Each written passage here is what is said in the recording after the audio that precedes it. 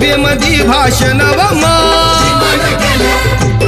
मग कुणी नाही केलं भलं व